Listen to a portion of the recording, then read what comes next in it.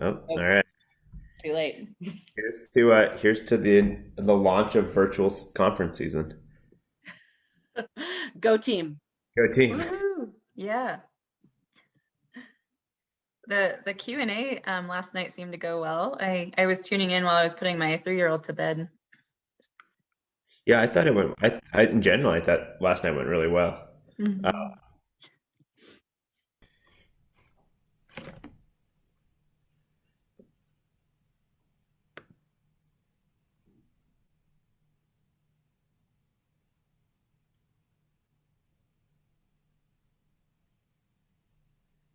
all right, everybody.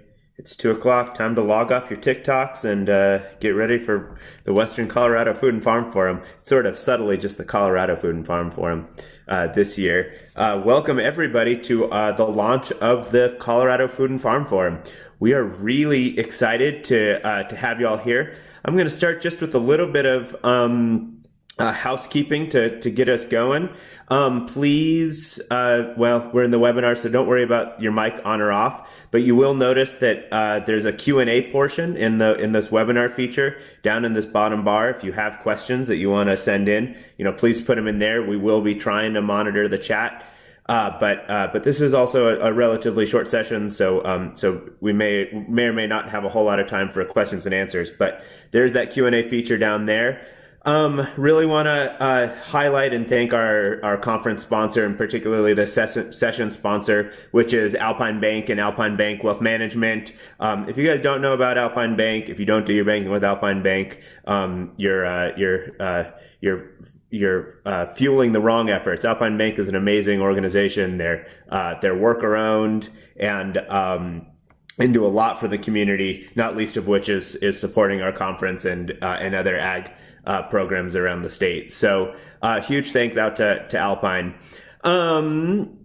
We are very lucky today to have Kate Greenberg welcoming us to the conference. Kate Greenberg is the Commissioner of Agriculture here in Colorado. She was appointed by Governor Jared Polis back in December of 2018. I have a long bio here for Kate, but I'm going to highlight instead the fact that Kate, I don't think a lot of us recognize the role Kate has played for the ag community in the COVID relief and pandemic relief that happened. She mobilized her department in really impressive and amazing ways to make sure that they were trying to be responsive and continue to try to be responsive to growers' needs. She's also been soldiering forward, trying to figure out how the department is going to manage and help with drought that many of us plan on facing in 2021, as well as initiating lots of new programs like soil health programs, all while continuing the baseline maintenance that goes into the Department of Agriculture. I don't think it can be understated how much energy and life she has brought to the department and how lucky we all are to have her. So with that, Kate, I'm going to turn it over to you. Well, Harrison, thank you so much for such a warm welcome. It's so good to be with everyone today, and thank you so much to the organizers of the Food and Farm Forum for the invitation. To everyone near and far, this is such a homecoming in my mind, this event, and I'm so grateful you all get to be together in the coming days. This conference does hold a special place in my heart, not only because I'm a West Slope resident, at least, in my heart, that's where I was primarily before this job, but also was a past organizer of the Food and Farm Forum. And I can tell you that from those years of experience organizing this event, that your organizers today have just put in an incredible amount of effort to bring you some really brilliant speakers, workshops, virtual networking opportunities, and doing it all in a year unlike any other. Over the past 2 years, during my time as commissioner so far, I've talked a lot about what we're doing at the Department of Ag to support you and our ag communities across the state. And, Harrison, you humble me with your words, because certainly I am maybe one of the most public-facing people at the Department of Ag, but there are over 300 staff who are working every single day to get our work done, to serve our communities. who are part of our communities, part of our ag community across the state, who are really putting their work in every day to support Colorado, to support you all. And I couldn't be more grateful and honored to work with them. You know, throughout this conference today, over the next couple of days, you're going to hear a lot about, you know, actually some of the work that we're involved in, both in our daily work at the department and also what we are supporting from the sidelines, the work we're really trying to uplift that you all are leading on in your various walks of life. That's certainly one way I see our department being a resource and a partner in this work, is by uplifting the work that you do. And, you know, that's actually really central to our mission as a Department of Ag.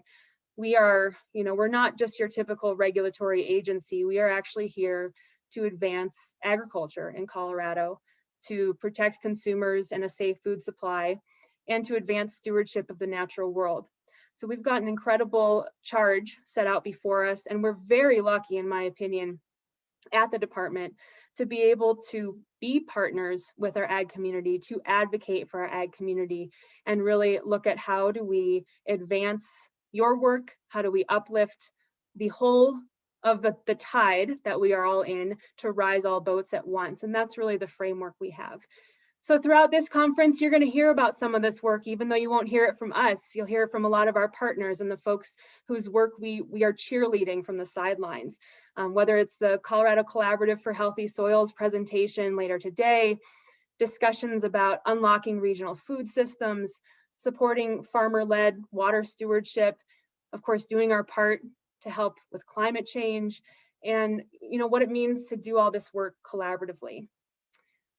But the most important thing I want to share with you, because we could talk for a long time about what we're doing and our programs and our work, and you know, there's a lot of good stuff there. But in a year like this, or I should say in the last 10 months that we've been living through with COVID-19, the foundation I keep coming back to is just an immense well of gratitude for you, for the frontline workers across food and agriculture, for farmers, ranchers, food security advocates, researchers, all of you leaders in thought and in practice who are helping guide us through uncharted ground. Now, Harrison mentioned that we have been, of course, tackling COVID-19 every day for over 320 straight days. I believe we are almost at that target from terms of emergency response. It's pretty phenomenal thinking about what this last year has been.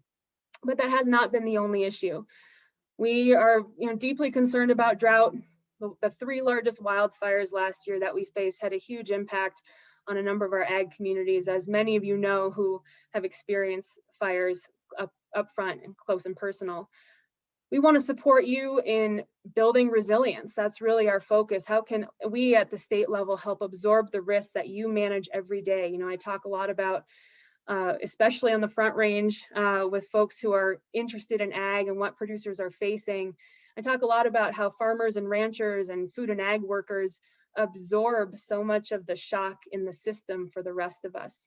You're absorbing the weather, you're absorbing the uncertainty, you're absorbing the shifts in prices and absorbing, the changing demands in the marketplace. You're doing that in order to keep consistent food supply, in order to steward natural resources, in order to keep water on the land, to keep families in business.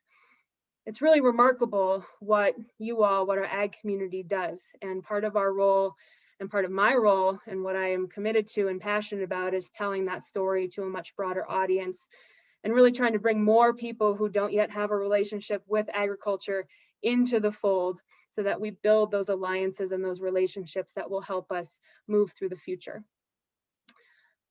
Now, of course, we have many challenges on our plates. From drought, like I mentioned, and wildfire and climate change, which of course is exacerbating those impacts and bringing those events closer and closer together, which makes it harder to recover, to figuring out how do we build new business and marketing opportunities, expand and diversify so that you all in agriculture can make a living for yourselves and your families in ag. How do we look at that across all scales, thinking about direct to consumer, to commodity scale, small, large, dry land, irrigated, right? There's so much diversity in our field. How do we help keep family farmers and ranchers in business? In addition to that, how do we look at all this work in a more fair and equitable way? How do we think about our services and resources reaching people who have typically been underserved or not served at all by what we can provide, whether it's at the state level or at the local level? And then throughout all this, we talk about this a lot. We've talked about this through drought, through the pandemic, through poor prices that we've been through for so many years, is together building the muscles of our mental health. We can't think about expanding business opportunities, supporting rural economic development, advancing stewardship without strong minds, just like strong bodies. And it's part of our mission to make sure that seeking support for mental health is no longer stigmatized, that it is just as easy to get support when you're struggling mentally or emotionally as it is to go get a checkup, to put a Band-Aid on a wound, right? This is part of the whole, and at the Department of Ag, we want to know we support you as a whole person because you are doing incredibly important work for the rest of us.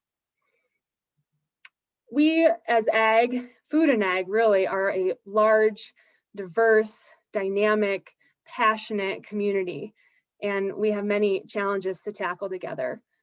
And I firmly believe that we can tackle these by continuing to build unlikely alliances, for one. This feels more important than ever, that we step back and reach out to those who look, sound, think differently than us, but care about the same things. That we lean on each other with all our similarities and differences and celebrate that. And that we keep the light of the future lit through our relationships, through our daily work, through our passion, through our commitment. So this conference is a time to connect, it's a time to ground, it's a time to step back, enjoy the winter, the calm before the storm of spring, and really reach out to people you haven't connected with before. Think about things in a new way, take on a new perspective, ask questions, be open to the answers, and build that muscle of curiosity that is so integral to the work of agriculture, to building that resilience, to being part of a vibrant future that you all are helping build. With that, I thank you so much for your time today. You have a lot of exciting events coming up. You can always reach out to me to get connected or with any questions. Harrison, I will hand it back over to you. Great, thank you. And since we just have a couple more minutes, and we had one question in the queue, really quickly, Kate, could you talk to us a little bit about the nomination to the USDA of Tom Vilsack and what your thoughts are? Excellent. Yeah, thanks for that question. I think that was Sharon. At State Departments of Ag, we of course work with whomever is in office in DC and whoever serves as a secretary. In terms of Secretary Vilsack's nomination, this would be his third term. And, we just, as we have been throughout time, are excited about what is possible. I think what we're seeing with this administration and with Secretary Vilsack's experience is that it's going to be aligning with a lot of what we've been driving toward here in Colorado. We have been in a really tough situation on the ag economy for a long time, but certainly the last few years with trade. So we've got to figure out how to get, in my mind, that 36% of net farm income that is, government payments, which thank goodness we have them in tough times. But how do we start moving that back into working marketplaces, working economy for ag?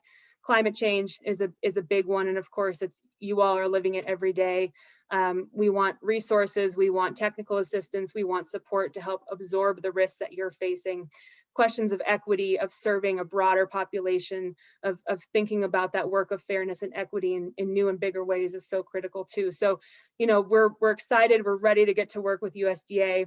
Very excited about the nomination for Deputy Commissioner as well. A woman named Jewel Bronow, who is the Commissioner of Agriculture in Virginia, wonderful friend and colleague. So great ties to Colorado as well. I think we have a lot of opportunity on the horizon with the USDA. Awesome, thank you. We have one other question in here that came from Diane and Evan, just asking about the which department is working with mental health, and whether Department of Agriculture or the Health Department take the lead, and or how they work together. Yeah, great question, and I'll answer it quickly. Mental health spans many different agencies, and actually the Department of Human Services is creating a new behavioral health authority at the state level that will combine all of our efforts. So our role has always been reaching rural and reaching agriculture, which is a different demographic than a lot of the other agencies tackle, and we're really looking forward to building a more unified behavioral outreach support from the state. Well, Kate, thank you so much. We have one more question in here, and we've got one more minute. Um, there's a question from Sasha asking what if there are any plans or incentives that the state is doing or maybe planning to that will attract young people to agriculture.